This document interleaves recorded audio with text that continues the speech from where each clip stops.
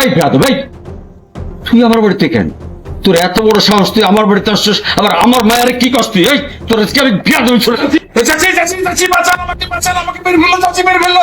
আর এটাই কি কোনো লাভ নাই, মা বাড়িতে নাই। এই তুই আমার বাড়িতে আসছিস কেন? কেন আসছিস?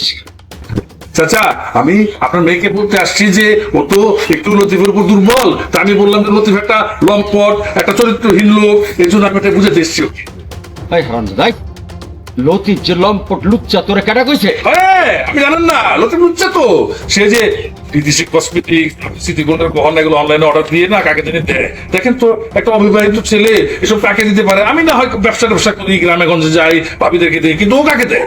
এই হারামজাদা, ও ওর বউরে দেয়, তাতে তোর কি? লতিফ বিয়ে করছে?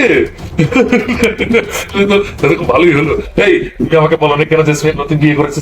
তাহলে চলো তুমি আমি বিয়ে করে ফেলি। চাচা আমি জেসমিনকে বিয়ে করবো।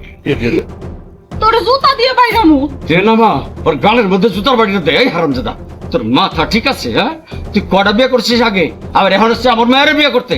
যারা দিস তার বিয়ের প্রস্তাব দিস, তোর আজকে আমি চাচা চাচা উত্তেজিত হবেন না চাচা, আপনি হাঁটাটা করতে পারেন চাচা, তাকে আমি চলে যাচ্ছি।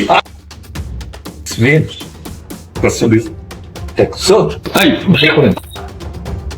আচ্ছা বিয়ের পরেই দিব। হ্যাঁ, লুচ্চা লাফাঙ্গা নিচে আর লতিফ রেখে লুচ্চা। আচ্ছা বিয়ের পরেই দিব। এই,